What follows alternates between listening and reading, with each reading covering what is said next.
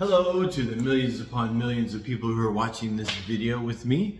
Welcome back to my journey. I am Josh, and we are going to go back to Gert's garage today. We're going to finish up now.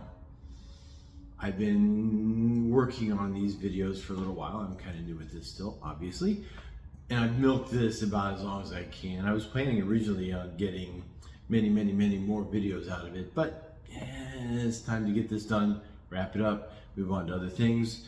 So we're going to work on this one, finish up the Gert series number 1, and we'll see if he wants to continue letting me unprofessionally edit his videos, and he'll know what I'm talking about when he's watching this video. So maybe he can have me do it, maybe I can talk him into getting his own thing, helping him out. I don't know. We'll see. I'm happy to host, happy to do those things. There's a lot more that he has to offer. So here's another thing. I watched the video and I liked it.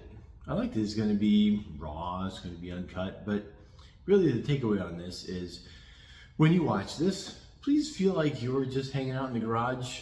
And maybe you're the neighbor, maybe you come in, you talk to us, and we say, oh man, this thing was such a mess. Oh my goodness, we did this and we did that, we did this and we did that. This went well, this went not so well. So yeah, just come hang out with us and see what you think. Comments, like, subscribe, all that good stuff. Now, I'm gonna go to Gert's, but not really. But you are. See you later.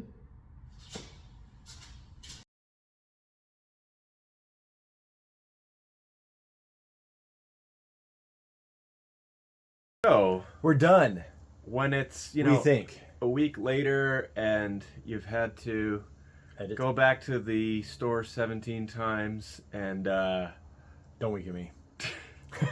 should we restart? That was awful. I don't want to. Okay, we'll cut that part. No, we won't. And Raw. and you finally get everything back together. Anja. Then it's time to put the car back down on the ground. But I So, think we need to claim success. yeah, we After 2 days, I think we can check the time lapse, but actually, I think only one trip back to the store to get a tool that didn't actually even help. yes. Well, Some no, tools it did. the torque wrench wrench. worked, and the Torque's head bit worked. Those were big benefits. Definitely. And after probably 15 hours of work, Yeah, it that definitely means took longer. our per hour mechanic rate is like way low. It's still actually pretty low,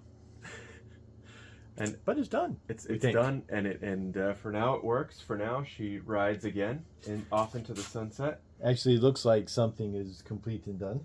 Yeah, and Believe just it or from not. all the handling, I think the parts are a little cleaner. Yeah.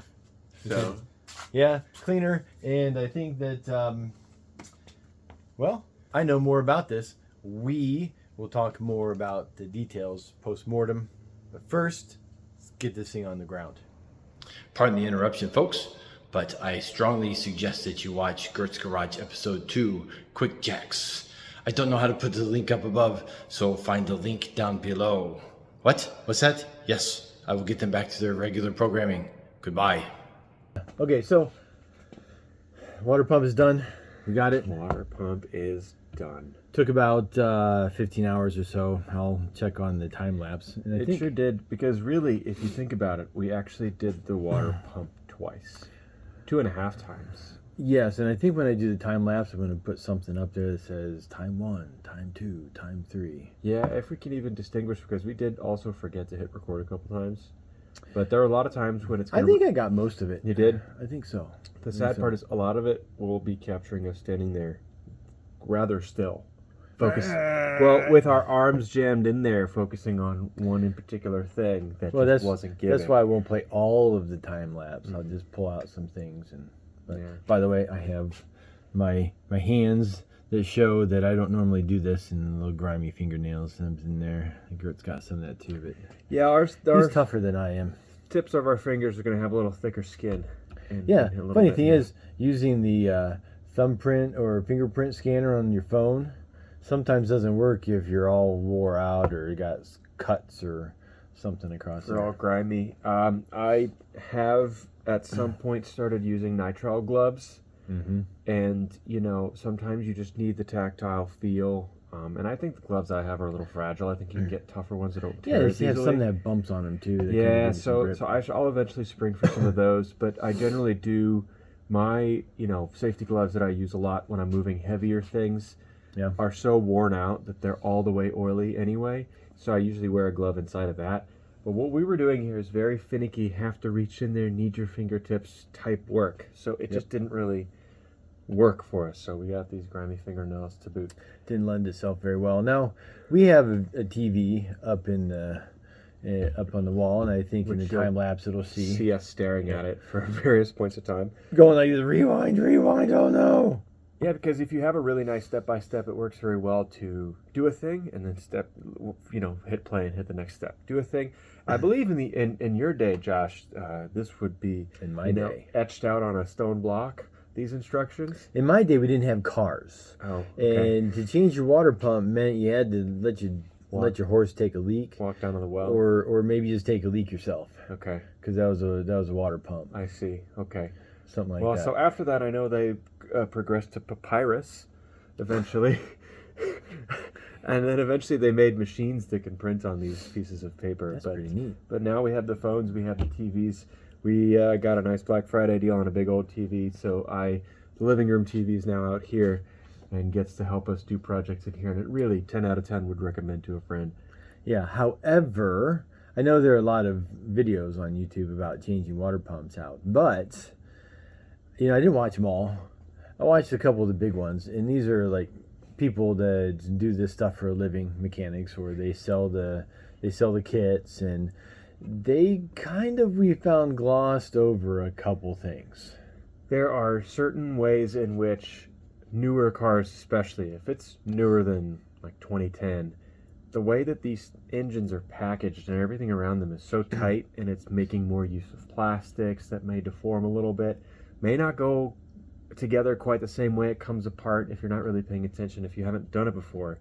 So certain bolts, brackets, in particular one fuel line, was really hard to get to and really wrecked us. Yes. And the other thing is, some of the things are easier to get to. You have to take the car further apart. For example, detaching some hoses. So I think the second and third time we went in there, we detached more hoses than the video told us to. That was the throttle body, right? The throttle body was a thing on the front sitting underneath the intake. Yeah, so you had this big honking hose, about like that big. Intake hose, yeah. Intake hose that we ended up taking out, and that exposed access to the Demon bracket. We've escalated from the Maniac bracket to the Demon bracket that holds the intake on the front end. It's a big bracket that you can't reach, and it doesn't really hold a whole lot in place. Takes a triple square socket, those triple squares we talked about. Takes it, and you had to get in under there to just even get the socket, the bit into the socket, and then you wouldn't have any other room, any leverage to actually make the dang thing turn. And then once you got it out, getting it all back in, getting that thread to start on the bracket was one silly thing, is we were stuck on that bracket for so long, and then I just realized on the front end there's another stud that comes out of the intake, and if you just pushed it up on the stud a little higher, I didn't realize it had more give, then it was much easier to get the thread started. So little things like that really hung us up. Yeah, no, at that point I was on the ground pushing up, watching with the flashlight, seeing where the bolt was relative to the hole, and I said, pull it up a little bit, and boom, popped right in. But even without that intake hose in there, it was still a pain to get to. But without it in there, I say the whole job was boatloads easier. So I would definitely recommend taking that out. And it helped in everything from getting that Demon bracket in to even getting access to the bolts that hold the water pump in were a lot easier to get to. Yeah. Those torque spits, you were easier to get. Now, this is another word of caution. The whole reason we had to take the whole thing back apart is ultimately those bolts. We think. We're pretty sure. When something tells you that there's a torque spec, make sure before you even start the job that you have the tool necessary to indicate whether or not you've met that torque spec. Sometimes, especially with these new cars, when they're using a lot of plastic pieces, the torque's not very high. And your average torque wrench that has the little handle bit that does the clicky click is not going to be able to go low enough. That's right. So we actually used a Deflection yeah, torque wrench. that just has a little needle that is on one rod while the other rod bends, and they just calibrated it so that it shows you the torque. Yeah, I mean, it gets you close. They do have probably clicks that go down to, I think it's 9 Newton meters or 80 inch-pounds, but most don't. And I went to an auto parts store to get that. Hardware stores don't have that kind of stuff. And I want Gert here to send me a link to that fuel line wrench that he found, because the fuel line that actually threads onto the fuel rail side that's underneath the intake manifold, which you must take that off or else you're not going to clear the manifold to get out of the engine bay. So you have to get it in there, and I'll point that out in the video. Maybe I'll just do a double time lapse of how long and just watch the hours go by that we spent messing with that. It was Incredible. And eventually, at some point, your brain starts wandering, and especially if you're two, we'll get back to there being two of us, it's a big deal. But you start thinking while I'm watching Josh suffer and in there frowning and whatever, and humming and hawing at this thing. Isn't there an easier way? Because the other thing is, the forums usually know what that one YouTube video that you found won't know. Some forum somewhere will, because you're not the only person that has this car. Other people have had this problem. And sometimes they talk about certain tools. Sometimes you just search the keyword special tool and fill in the part you're talking about. In my case, I just typed in fuel rail or fuel hose, intake fuel hose special tool, and up popped this tool that just has an open socket, 17 millimeter socket that lets you fit around the hard fuel line. Tight fit. And then has a bit that sort of that extends out sideways and has a socket bit here, like a 3/8 or a 1/2 inch. So you could get a socket wrench in there just to get a couple turns on it. But even with just that, it wasn't even that wouldn't have done it, Josh, because the other thing we had to do is we had to have the whole intake loose, because the reason you have to take the fuel line out is that a piece of plastic on the intake doesn't clear it, but that means it's still very close to it, and it's so close to the fuel line you can't get a socket around the actual nut. That's right. So you have to loosen it so that this is where having two helps out. There's so many times something you have to get to is accessible, but there's something that you've loosened but not taken off that's in front of it. So it's loose but flexible, and then having another pair of hands to just hold that away while you work on it. Yeah, I mean, there are several cases that we have that. One is a fuel rail. The other is putting that demon bracket bolt in, and also even the that intake hose. It really requires two people, one up top to make sure that when you're putting that back in, you can guide it onto the intake manifold hose barb, and then the person on the bottom pushing up, because you can't really reach in there to pull it. You have to push it from below. But it's definitely worth doing. And that tool, I'll put the link in the description below if anybody even watches this or cares. So we'll see that. I think that hopefully the crowd that this might be useful to is people who don't wrench a lot, because I think a lot of people that do have experienced this and kind of know this drill. The thing that I might add here is from having wrenched a lot, I think we both have wrenched separately lots prior to this day and anticipated what could happen if it all goes wrong. There's a reason we did this on a Saturday and not on the Sunday. Because it's Sunday now. Because it's Sunday now, and it's a good thing we didn't start on Sunday. Otherwise, Josh wouldn't be able to get to work tomorrow. That's right. A couple other things about the job that we did is we did not change the drive belt for the water pump.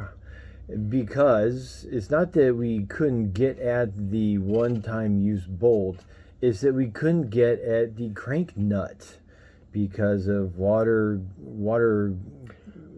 fluid reservoirs or something that we just couldn't get in there to do it. So Josh must have some kind of special fancy pants version of this Golf R. Well, I guess the R is the fancy pants version of the Golf, because it has an extra lower washer fluid reservoir, which sits about 3/4 of an inch away from the main crank pulley.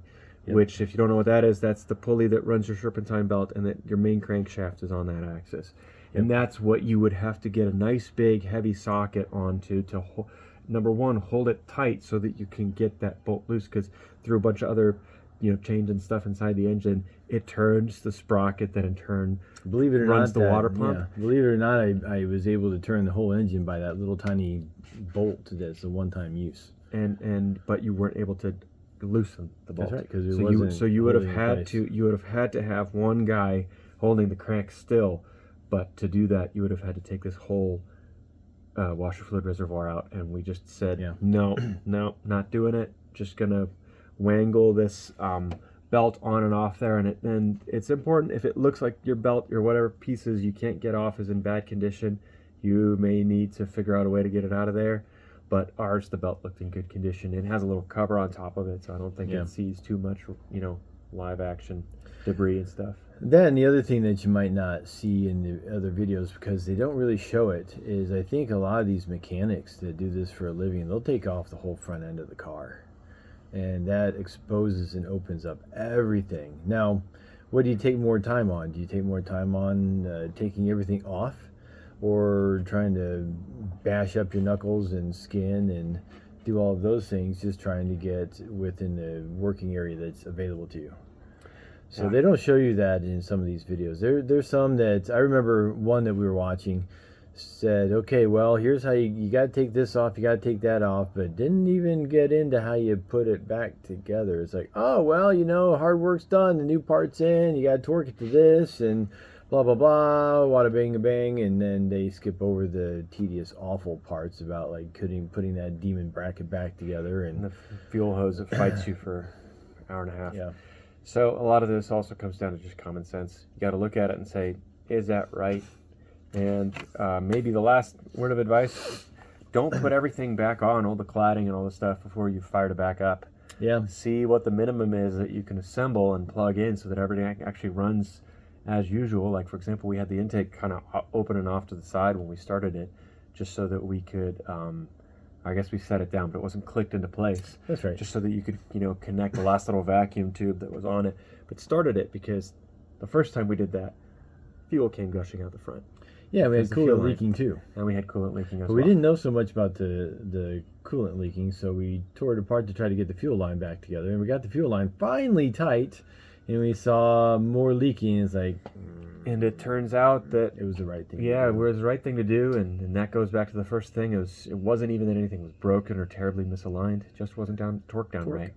The torque being not quite right was enough for the little union that gets in there to be just misaligned enough that the O-rings didn't seat properly, and we had a leak. So Josh would have had a very bad time if we drove home in that condition. I wouldn't have gotten home. Wouldn't have gotten home. Nope. So, all right, I think that's that. That's the post-mortem. That's all she wrote. This is Gert's Garage. Signing off until next time. And it was a journey, wouldn't you say? It was a journey. Doing this thing. And I think I think we're better for it. So says him. All right. Say bye, Gert. Peace. Hello again. All right, well, I guess that wraps up for the session 1 of Gert's Garage. We have more to come. I would like to do a lot of videos. We have a lot of footage from before, and it's a little secret right now.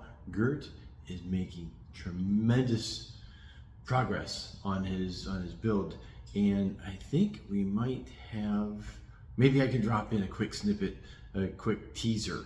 We'll see. I'll have to run it by Gert, but we'll see. Anyway, Gert's Garage, we'll do more in the back. Here's a bit of a teaser for that. I'm going to move on to some 3D printing, and I'm super new, but it's a journey, right? Come along with me. We'll see you next time. Thanks for stopping by. Comment, like, subscribe, ding, ding, ding, all that kind of good stuff. We'll see you later. Thanks a lot. Bye.